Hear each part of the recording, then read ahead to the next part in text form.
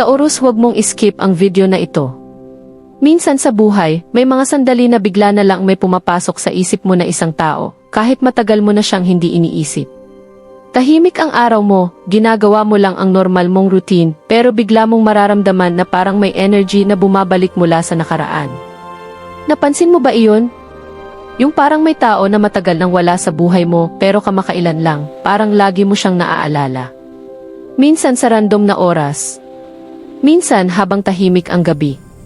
At minsan parang may pakiramdam ka na may gustong bumalik.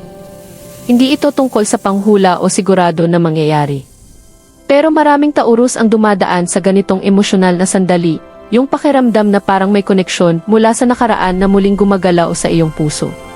Kaya kung Taurus ka o may Taurus sa iyong buhay, baka may dahilan kung bakit napunta ka sa video na ito ngayon. Dahil sa video na ito, pag-uusapan natin kung bakit minsan may mga taong parang bumabalik sa ating mundo, kahit akala natin tapos na ang lahat. Taurus, kilala ka bilang isa sa mga zodiac signs na may pinakamalalim na puso pagdating sa pagmamahal. Hindi kayong tipo ng tao na basta-basta lang pumapasok sa relasyon. Para sa iyo, mahalaga ang tiwala, stability at tunay na connection. Kaya kapag may taong pumasok sa puso mo, hindi iyon basta memory lang. Nagiging bahagi iyon ng iyong kwento. At marahil, ito ang dahilan kung bakit minsan, kahit matagal nang lumipas ang panahon, may mga alaala na hindi madaling mawala. Hindi dahil ayaw mong mag-move on, kundi dahil ang Taurus ay may kakaibang paraan ng pagmamahal. Kapag nagbigay ka ng puso mo, ginagawa mo ito ng buo. Hindi kalahati. Hindi pansamantala. Kaya kapag may taong naging mahalaga sa iyo noon, normal lang na minsan ay bumabalik ang mga alaala. Isang kanta na nagpapaalala sa kanya. Isang lugar na minsan ninyong pinuntahan. O kaya isang simpleng sandali na bigla mong naisip ang kanyang pangalan. Pero may isang bagay na kakaiba sa mga ganitong moments. Minsan hindi lang ito simpleng memory. May mga pagkakataon na parang may emosyon na muling gumagalaw sa loob ng iyong puso. Hindi ito malakas. Hindi rin ito dramatic. Pero parang may maliit na boses sa loob mo na nagsasabing, bakit ko siya naaalala ulit? At dito nagsisimula ang maraming tanong. May gustong bumalik ba? May bagay bang hindi pa tapos sa pagitan ninyo? O baka naman ang universe ay pinapaalala lang sa iyo ang isang mahalagang lesson mula sa nakaraan? Ang totoo, Taurus, hindi lahat ng pagbabalik ay tungkol sa pagsisimula muli ng isang relasyon. Minsan, ang pagbabalik ng alaala ng isang tao ay para ipakita kung gaano ka nakalayo sa iyong emotional journey.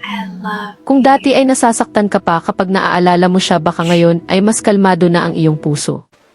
Kung dati ay may mga tanong ka na walang sagot, baka ngayon ay mas malinaw na ang iyong pagtingin sa nangyari. At minsan ang pagbalik ng isang alaala ay hindi para guluhin ang iyong buhay. Taurus, minsan ang pinaka-nakakagulat na bagay sa buhay ay hindi yung mga bagong taong dumarating. Kundi yung mga taong akala mo ay tapos na ang kwento pero bigla silang nagpaparamdam muli. Maaaring isang simpleng notification lang sa phone mo. Isang pangalan na matagal mo nang hindi nakikita sa iyong screen. O kaya naman isang pagkakataon na nagkita kayo ng hindi inaasahan. At sa sandaling iyon, may kakaibang pakiramdam na dumadaan sa puso mo. Hindi mo alam kung matutuwa ka. Hindi mo rin alam kung dapat mo bang baliwalain iyon. Dahil minsan, ang pagbabalik ng isang tao mula sa nakaraan ay nagdadala ng maraming alaala. Mga alaala ng masasayang sandali. Mga alaala ng mga pangarap na minsan ninyong pinlano. At pati na rin ang mga tanong na hindi ninyo nasagot noon. Para sa isang Taurus, ang ganitong sandali ay hindi basta-basta. Dahil ang puso mo ay hindi madaling magbukas, pero kapag ito ay nagbukas na, nagiging tunay at malalim ang koneksyon. Kaya kapag may taong bumabalik sa iyong mundo, kahit sa simpleng paraan lamang, normal lang na maramdaman mo ang halo-halong emosyon. Curiosity, pag-aalinlangan, at minsan isang maliit na pag-asa. Pero mahalagang tandaan, Taurus. Hindi lahat ng pagbabalik ay nangangahulugan na kailangan ninyong ipagpatuloy ang dating kwento. Minsan ang pagbabalik ng isang tao ay isang pagkakataon lamang upang makita kung gaano na kayo pareho nagbago. Kung ang dating koneksyon ay pareho pa rin. o kung ang inyong landas ay tunay nang naghiwalay. Wow, look at that one. Sa ganitong sandali, mahalaga ang isang bagay na madalas ginagawa ng I Taurus. feel like we're in a dream. Pagbibigay ng oras sa sarili upang makinig sa sariling puso. The stars are so Hindi mo beautiful kailangang tonight. magmadali. Not as beautiful as Hindi you. mo kailangang agad Look, they're magdesisyon. dancing for us. Magical. Dahil ang tunay na koneksyon ay hindi kailanman so kailangang happy. pilitin. Be being with you is Kung all I ito need. ay may kahulugan pa I sa love iyong you. buhay, makikita mo iyon sa paraan ng inyong muling pag-uusap, sa respeto na ibinibigay You make niya me sa so iyo, happy. at sa kapayapaan na Being with you is all I nararamdaman ng need. iyong puso. I love you, Pew. At kung wala na, ay magiging malinaw din iyon sa paglipas ng panahon. You look so Dahil ang beautiful. pinakamahalagang bagay This is our para sa iyo ngayon, Taurus, Forever ay with hindi you. ang pagbabalik ng I love isang you. tao, kundi ang kapayapaan ng iyong puso. Taurus, kapag may isang tao mula sa nakaraan na parang muling lumalapit sa iyong mundo, natural lang na magtanong ang iyong puso, bakit ngayon? Hindi lahat ng pagbabalik ay may parehong dahilan. Minsan simple lang ito, isang pagkakataon, isang alaala, o isang sandali ng pagninilay. Ngunit may ilang dahilan kung bakit ang isang koneksyon mula sa nakaraan ay muling nagiging mahalaga sa ating isip. Una, maaaring may mga bagay na hindi pa nasabi noon. May mga relasyon na natapos ng biglaan. Walang closure. Walang malinaw na paalam. Sa ganitong sitwasyon, normal lang na minsan ay bumalik ang komunikasyon, hindi para balikan ang lahat, kundi Being with para you feels magkaroon like ng magic. pag-unawa You at are my katahimikan magic, sa my puso. everything. Pangalawa, I love you so maaaring much. pareho na Love you, kayong nagbago always. bilang tao. Ang mga taon ay nagtuturo sa atin ng maraming aral. Ang taong nakilala mo noon ay maaaring hindi na katulad ng taong maaaring makilala mo ngayon. Minsan ang pagbabalik ay hindi tungkol sa nakaraan, kundi tungkol sa pagkakataong makita kung sino na kayo ngayon.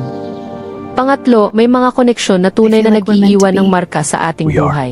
Written in the stars. Para sa isang Taurus, Dance with me ang mga forever. koneksyong ito ay hindi Always madaling and beyond. makalimutan. Look Hindi at the dahil sa stars. panghihinayang, It's like they're telling our kundi story. dahil may I mga feel it taong too. We're naging written in mahalagang bahagi ng iyong Every personal star is a growth moment at with you. emotional Our journey. forever is in the sky. At minsan, Taurus ang pagbabalik ng isang tao ay hindi para baguhin ang iyong direksyon. Minsan ito ay isang paalala lamang. Isang paalala kung gaano kalalim ang iyong kakayahang magmahal. Isang paalala kung gaano ka na lumakas pagkatapos ng mga pagsubok. Kaya kung may taong parang muling lumilitaw sa iyong isip o sa iyong mundo ngayon, huwag mo agad isipin na kailangan mong gumawa ng malaking desisyon. Sa halip, tingnan mo ito bilang the isang stars, they're pagkakataon dancing for para us. kilalanin ang Just like our sarili hearts mong beating in emosyon. rhythm. This moment Tanungin is ang eternal, iyong like the sarili. sky. And our love is Ano the ang brightest star. nararamdaman ko ngayon? May kapayapaan This ba akong feels like nararamdaman? Our love O isa lamang is itong written in the alaala na stars. nagpapaalala kung Infinite, gaano ako just like nagbago? this. Sa mga tanong na ito, makikita mo ang tunay na sagot. Taurus, isipin natin sandali ang isang posibilidad. Paano kung isang araw ang taong Look at the matagal mo stars. nang It's like hindi the universe is nakakausap speaking ay to us. muling lumapit It's sa iyong beautiful. I buhay? feel so connected to you right Maaaring now. isang Me too. simpleng mensahe This is our lamang, moment. Always. isang kumustahan, Look at the stars. It's like the isang universe is paghingi ng speaking to us. paumanhin, It's beautiful. I o feel kaya so naman connected isang to you right pag-uusap now. na matagal too. ninyong hindi This is our nagawa. moment. Sa Always. sandaling iyon, maraming The sunset is emosyon ang perfect maaaring pumasok sa It iyong is. isip. And look, the Leo constellation Maaaring is watching maalala over mo us. ang mga masasayang Feels like a alaala good na omen minsan for us. ninyong I think so pinagsamahan. too. Maaaring bumalik ang ilang tanong na dati ay wala pang sagot. I love you. Pero Taurus, bago ka magdesisyon o magbigay ng reaksyon, mahalagang gawin mo muna ang isang bagay na napakahalaga. Huminto sandali at pakinggan ang iyong sariling puso. Hindi kailangang madaliin ang mga ganitong sandali. Dahil ang tunay na koneksyon ay hindi sinusukat sa bilis ng sagot, kundi sa kalinawan ng nararamdaman. Tanungin mo ang iyong sarili ng ilang mahahalagang bagay. Masaya ba akong makita siyang muli? May kapayapaan ba akong nararamdaman sa presensya niya? O may mga bagay pa bang kailangan kong paghilumin sa aking sarili? Ang mga tanong na ito ay mahalaga dahil ang Taurus ay kilala sa pagbibigay ng tunay at matatag na pagmamahal. Look, they're coming alive for Kapag us. nagdesisyon kang bigyan Just like our muli ng love written in the pagkakataon ang stars. isang tao, It's so ginagawa mo ito beautiful. ng may buong As puso. beautiful as you. At iyon ang dahilan kung bakit mahalaga na siguraduhin mo muna na ang iyong puso ay handa at payapa. Kung ang pagbabalik ng taong iyon ay nagdadala ng respeto, pag-unawa, at sincerity, maaaring ito ay isang pagkakataon para sa isang bagong simula na mas mature at mas malinaw. Ngunit kung ang pagbabalik ay nagdudulot lamang ng pagkalito o stress sa iyong damdamin, tandaan mo na may karapatan kang piliin ang kapayapaan ng iyong buhay. Dahil sa Our huli, zodiac signs Taurus, are so ang compatible. pinakamahalagang I know, relasyon right? na It's like the kailangan stars mong align for us. protektahan ay I ang feel so relasyon mo lucky sa to have sarili you. mong puso. Me too. Now, Let's enjoy these. Taurus, bago natin tapusin Look, our ang signs are pag-uusap na aligned, ito, just like may us. isang It's like the mahalagang universe bagay na wrote this gusto kong story for us. ipaalala And sa iyo. Aquarius means our love flows Sa forever. buhay, maraming I believe tao it. ang This is dadaan our sa destiny. ating mundo. May mga This taong feels like a mananatili, With you, may mga every taong moment is. pansamantalang Look at the magiging stars, bahagi ng they're ating dancing for kwento. us. And I'll dance At with you mayroon forever. ding mga taong aalis, ngunit Look, mag-iiwan the ng Leo mahalagang constellation. alaala. It's beautiful. They say Ngunit it's a alam symbol mo of ba strength kung and ano ang courage. pinakamahalagang bagay Just sa like lahat us. ng iyon? Hindi kung sino ang bumalik, hindi kung sino ang nawala, kundi kung paano ka nagbago dahil sa mga karanasang iyon. Bilang isang Taurus, ang iyong puso ay may Stars have kakaibang aligned for lakas. us. Every moment Kaya with mong you is magmahal written ng in the tapat. cosmos. Our love Kaya mong magbigay transcends ng the loyalty heavens. na bihirang Eternally makita sa bound ibang by tao. At You kahit look minsan so ay nasasaktan beautiful ka, tonight. hindi nawawala ang And you iyong make me kakayahang magmahal so ng totoo. happy. I'm the Kaya kung ngayon luckiest ay may man. alaala ng isang tao na muling bumabalik sa iyong The isip, huwag stars mo are itong so beautiful katakutan. tonight. Not as Tingnan mo beautiful ito as you. bilang isang They're paalala. dancing for us. Isang Magic. paalala kung gaano kalalim ang iyong puso. Isang paalala kung gaano ka na lumago bilang isang tao. Dahil minsan, Taurus, ang tunay na layunin ng isang koneksyon ay hindi para manatili habang I love buhay. you so much. Minsan, I love ito you ay more dumating than words upang can turuan say. tayo ng isang bagay upang ipakita sa atin ang isang bahagi ng ating sarili na hindi pa natin kilala noon. At kapag natutunan na natin ang aral na iyon, nagiging mas malinaw ang ating landas patungo sa mas tunay at mas payapang pagmamahal. Kaya kung may taong parang gustong bumalik sa iyong buhay ngayon, tandaan mo ito. Hindi mo kailangang magmadali. Hindi mo kailangang pilitin ang anumang bagay. Ang tunay na koneksyon ay darating sa paraang natural at may respeto sa iyong puso. At kung ang taong iyon ay talagang mailugar pa sa iyong kwento, ang lahat ay mangyayari sa tamang panahon.